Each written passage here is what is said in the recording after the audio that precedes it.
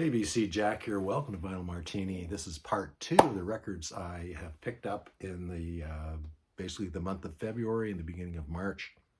Last week I did part one, and I showed the stuff that's not really rootsy, more stuff in the mainstream, probably stuff that more people are interested in than this stuff. This is what I'm going to call Canadiana, UKana, that is UK traditional music, and Americana. So if you're not a fan of that, I guess you can skip this video, but there's some rockin' stuff in here, so stick around. Anyways, let's start off with some Canadiana. First up, nice clean copy of this Ian and Sylvia record. It's called So Much for Dreamin'. Ian and Sylvia are Canadian icons. Started off in the coffee houses and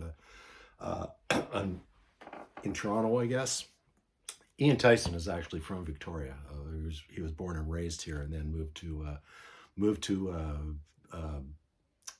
Toronto, I guess, for where there was more of a scene happening. Sylvia Tyson, they met and got married, so they were a married couple. I think they were married till about 1970 or 1971. Pretty tough for a couple to stay together, work together, live together 24/7. Ian was a little bit of a bounder, I think, but so they stayed together for a while. This is on Vanguard. I think it was recorded about 1965, and I look out for Ian and Sylvia Vanguard records all the time, but they're always so beat up, and this one is so nice and clean. It's on the black Vanguard label. It's a Canadian pressing. I think that's a repress because it's just in pristine condition. It's still in the shrink. And some great songs on here. They do Joni Mitchell's Circle Game, So Much for Dreaming, written by Ian Tyson. Sylvia's written a song on there called Gray Morning.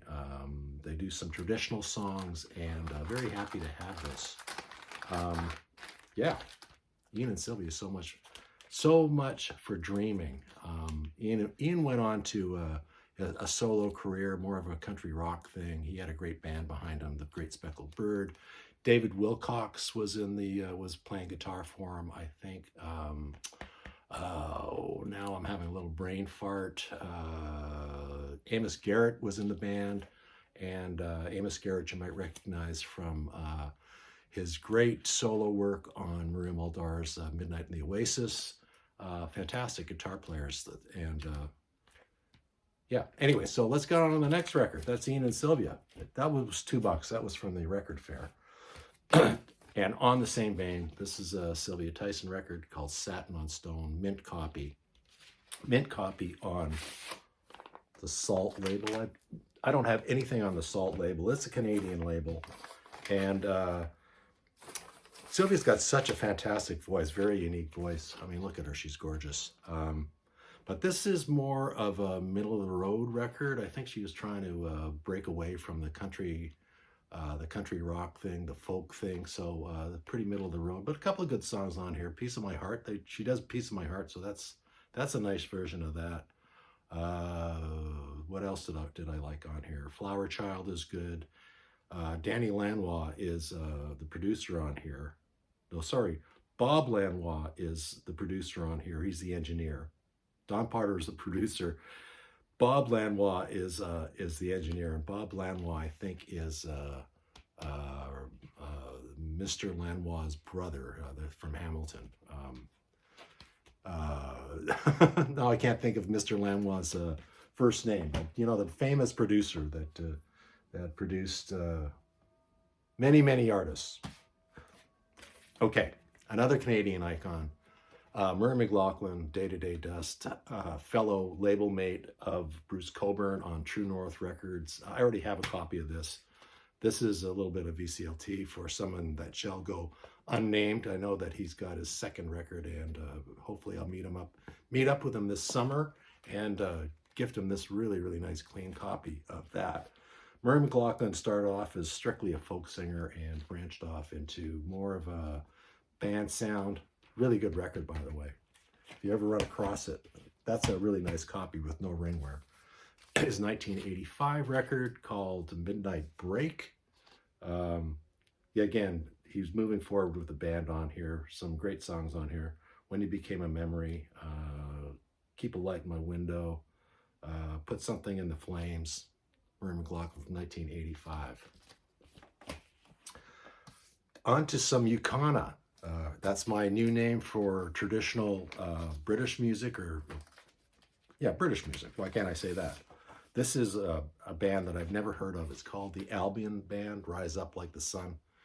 Again, I bought this at the record fair. It was $5. It's in mint condition. And when I looked at the lineup, I was really intrigued because Ashley Hutchings is on here, Dave Matax is on here, Simon Nicol, Graham Taylor, and guest singers on here, guest background singers like a who's who on here. Kate McGarrigle, Julie Covington, Linda Thompson, Richard Thompson, Martin Carthy, Andy Fairweather Lowe. They sing background vocals on here. This is sort of a mix of, I guess it's, if you had to put a handle on it, it's like Fairport Convention. So electrified traditional English songs. There's a lot of originals on here. They're not all traditional, and some more acoustic numbers on here, but they do a great job. And this is a really, really nice record. It's called the Albion Band, Rise Up Like the Sun.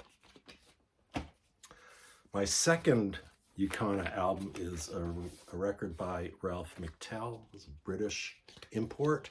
I've got a few Ralph McTell records, probably about 4 or 5. Again, this was only $5, and it's in mint condition. Not as good as the Albion Band, but more in the folky vein. He does a great cover of San Diego Serenade by Tom Waits. Another great copy of, or cover of, a song called May You Never that was written by John Martin, and John Martin does the background vocals on here. So it's kind of quieter folk music. Not his best album, I don't think. He had a big hit with a long time ago in the late 60s, I think, called The Streets of London. But anyways, very happy that I picked it up. Like I said, it was only $5. It was dirt cheap and in great condition. So those are the Canadiana, UKana albums I found. So it was a little bit of a, what are those things called? Clickbait. Trying to get you guys to watch, but the rest of this is Americana. And the first album I'm going to show is a band called Green on Red. I picked up one of their records a long time ago in my travels for $1. It was pretty good. It's country rock, kind of a little bit of psychedelic music. This is an EP, and it's in mint shape. This one I had to pony up for. This one's $7. But yeah, it's got some, the vocals kind of remind me of a countrified Tom Verlaine from television, if that makes any sense. Some really good songs on there, especially side 1, Time Ain't Nothing, Honest Man, Ballad of Guy Fawkes, and No Free Lunch. So very happy to have that. And that is from 1985. So really great stuff. This is the Long Riders' first record, released in I think it's 1984. The Long Riders were part of the Paisley movement from Southern California, which was really a revitalization. I didn't say that right. I can't say that word. Bringing back the sound of country rock. Do they look like the Byrds on that record? It sort of gives you an idea of what their sound is like. They're a little more amped up than the Byrds, but a very good record. It's been called cowpunk before. I think they did about 4 records. It's called Native Sons, and there's some killer songs on here. Oh, Tell the Judge on Sunday is great. I Had a Dream is fantastic. Too Close to the Light is just fantastic. So there's 4 brilliant songs on here, and the rest of them aren't bad as well. So really happy to find this. I had to pony up for this one. It's a British press again, and it's on a label that I've never seen before. It's on Zippo Records, which was part of what label? Yeah, Zippo Records. Oh, it's part of Zong Records from the UK. So the Long Riders, 1984, I believe. What did I say? 1984. A couple of months ago, I picked up a couple of Ellen McElwain records from an estate sale, and I showed those. They were really, really excellent records. This is her 1972 album, called Honky Tonk Angel. I don't know where it fits in her discography, but it's early days because she's on Polydor. Fantastic guitar player, slide guitar player. This record is absolutely brilliant. Half of it is live. She does Weird of Hermiston. That's a Jack Bruce and Peter Brown song. Jimi Hendrix, Up from the Skies. Ode to Billy Joel. Ode to Billy Joel. No, Ode to Billy Joe. I love that song. That's a fantastic version of there. And Can't Find My Way Home. The Blind Faith song by Steve Winwood. Fantastic version of that. It Wasn't God Who Made Honky Tonk Angels. Wade in the Water. Just a fantastic album. She's got a fantastic band behind her. Well worth checking Ellen McElwain out if you can.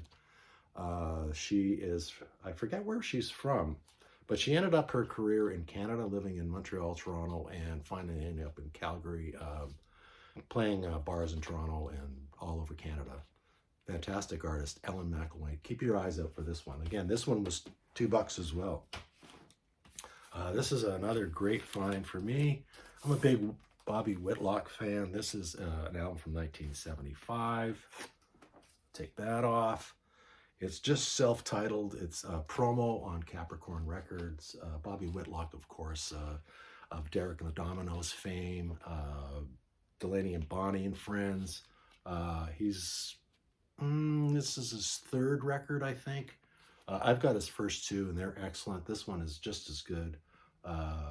Does some great Southern rock with Moving On, Be Honest With Yourself, Free and Easy, Ways of Loving You. There's a lot of sort of Southern gospel music on here, really, really diverse. He's a great keyboard player, plays piano, organ, and he plays guitar as well. So really, really happy to have that. It's not self-titled, actually. It's called One of a Kind, excuse me. So there you go. From 1975. I never thought I would find a David Allan Coe record at this record fair, but I didn't even get it at the record fair. I got it at this place called Rick Roll Records in Burnaby, and $3. Like, David Allan Coe records are very, very hard to find in my neck of the woods, and this is a really, really clean copy here. This was from 1977. Of course, David Allan Coe, a bit of an outlaw. He was hooked up with Willie and Waylon and those guys. A little bit of a controversial figure. He's not actually a Southerner. I think he's from Ohio. But David Allan Coe, some great songs on here. The first side is a medley: Willie, Waylon and Me, The House We've Been Calling Home, Young Dallas Cowboy, A Sense of Humor, The Pumpkin Center Barn Dance, and the second side is a little more country-ish in the Nashville tradition with some Texas flavors in there. So David Allan Coe. It's called David Allan Coe Rides Again from 1977. So very happy to get that. And that one cost me $3. I am a huge Mike Aldrich fan. Mike Aldrich is a dobro player. I've talked about Mike Aldrich before. I don't have this record. This record is fantastic. You want to call it bluegrass, you want to call it newgrass, call it whatever you want. Man, I just played this afternoon, and it is dynamite. He does some great covers on here. He does California Dreamin', great version of that. All Found Spanish Grass Flies. Georgia on My Mind. There was another one I thought it is this killer version of Last Train to Clarksville by Tommy Boyce and Bobby Hart. Of course, made famous by the Monkees. Fantastic versions here. I just cannot. I cannot tell you how good this record is. If you're new to bluegrass and you don't know anything about bluegrass, this would be a great album to start. It's called Mike Aldrich and the Dobro Guitar, Exploring the Boundaries of Bluegrass, Country, and Blues, a portrait of instrumental artists of varied traditions merging and making music. He's got such a killer band behind him. Anyways, can't recommend this enough. Great record, and I bought this again at the record fair for $2, and I thought I would never see Mike Aldridge records around here. On top of that, Mike Aldridge was in a band called The Seldom Scene, and I've seen Jonathan Cheap and Cheerful show some Seldom Seen records. Ernie Eldridge sometimes shows some Seldom Seen records, and I never thought that I would, never mind just finding the Mike Aldridge record, never thought I'd find these Seldom Seen records. I have not played these yet, but they're in great condition. They're in great condition. This one is called Baptizing, gatefold, and it is on, sorry, oh boy, I'm making a mess here, folks, sorry. I just want to show you the label because I've never seen a record on this label before. It is on Rebel Records. Yeah, this, just really looking forward to this. He's got some killer players on here on Seldom Seen. Ben Eldridge, John Starling, Phil Rosenthal, Mike Aldridge, John Duffy, and Tom Gray on bass. So again, bluegrass, newgrass, whatever you want to call it, this is going to be a killer record. I just know it is. Not only did I find that one, this is a second Seldom Seen record, again on Sugar Hill label. I'll show you that. Sugar Hill is one of those labels that you got to look out for. Anything on Sugar Hill is great in terms of roots music. This is called Seldom Seen at the Scene, and this is from 1983. So happy to find this. Again, I haven't spun it yet, but I know it's going to be great. Another bluegrass album. This is a guy I never heard of before, but got a picture of a banjo on there before, so I had to check it out. I just played this afternoon as well. It's fantastic. It is on Rounder Records. That's one of those labels you need to keep an eye out for. There's the label. And Bill Keith is obviously a banjo player. He's got some killer players on this record. He's got David Grisman on mandolin, Tony Rice on guitar. I mean, Vassar Clements on fiddle. Fantastic music, and you can really tell the influence of Django Reinhardt and the fiddle player, the French fiddle player, violin player, jazz violinist, whose name has just left my head, but I'll think of it as soon as this video is over. But trust me, this is a great record. Does some covers here. No Expectations, the first song on the first side. It does a great version of that. Pain in My Heart, Pharaoh Blues. He does a fantastic version of Caravan from Duke Ellington, and man, great stuff. Killer. And I was nosing around some boxes at the beginning because I was looking for some Bird records, the Birds records that I don't have. And I was getting frustrated because I wasn't finding anything I didn't have. But I went through one of the cheapy boxes on my way, and I found some Willie Nelson records, so $3 each. I'm a big Willie Nelson fan. I probably have about 25 or 30 records of his, and always pick them up when the price is right and the condition is right. This is Willie Nelson's Sweet Memories. This is a comp of some of his material that he recorded early in his career on RCA Records. He did not have a happy time at RCA. They wanted to make him into I don't know, a Porter Wagner or whatever. He hightailed it back to Austin after about 4 or 5 years. Help Me Make It Through the Night on here. Everybody's Talkin's on here. Both Sides Now. Little Things on here. Will You Remember? Love Willie Nelson. The guy can sing the phone book, so that's a really clean copy. Again, $3. Another record, Willie Nelson Without a Song, from 1983, produced by Booker T. He's got his backing band on here. Unfortunately, these 80s records sometimes get a little schmaltzy. Excuse me. And I think he has no, what's this guy's name? Julio Iglesias is singing a duet with him on one of the tunes, but if you can bear that, the rest of the record is great. So, Without a Song, Willie Nelson from 1983. Willie Nelson, The Sound in Your Mind from 1976. Pure outlaw music. He's got such a great band here. Willie Nelson, Bobby Nelson, his sister on piano, Paul English on drums, Rex Ludwig on drums, Jody Payne on guitar, B. Spears on bass, and of course the fantastically great Mickey Raphael on harmonica. So The Sounds in Your Mind from 1976. Again, those were $3 each and in mint condition. I always pick up Jerry Lee Lewis albums whenever I see them, especially the later country stuff. This is Jerry Lee Lewis. I Am What I Am. Haven't listened to this one yet. It's a promo on just the old the Rainbow MCA label.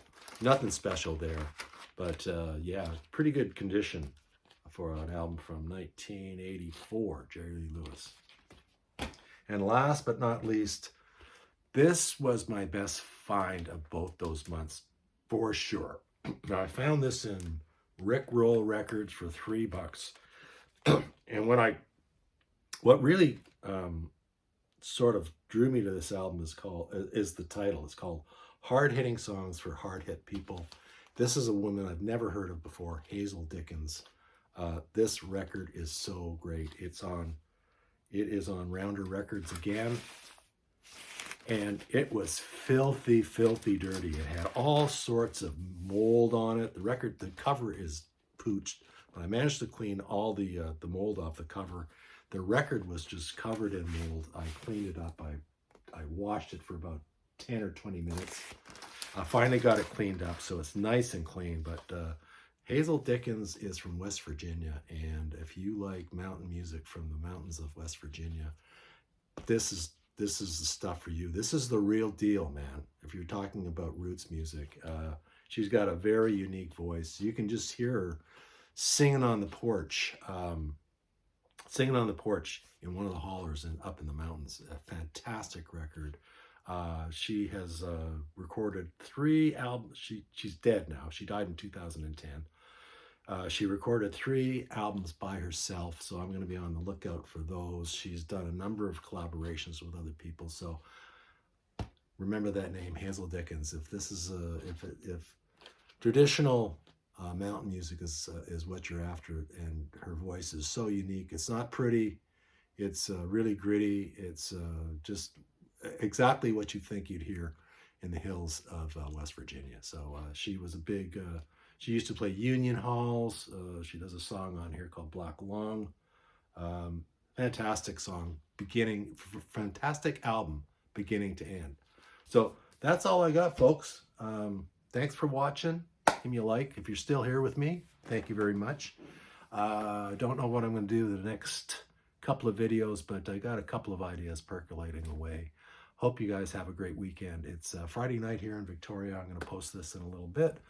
Going to go up and light a fire and maybe mix a martini and just relax tonight. So again, have a great weekend. See you next time. Cheers, everybody.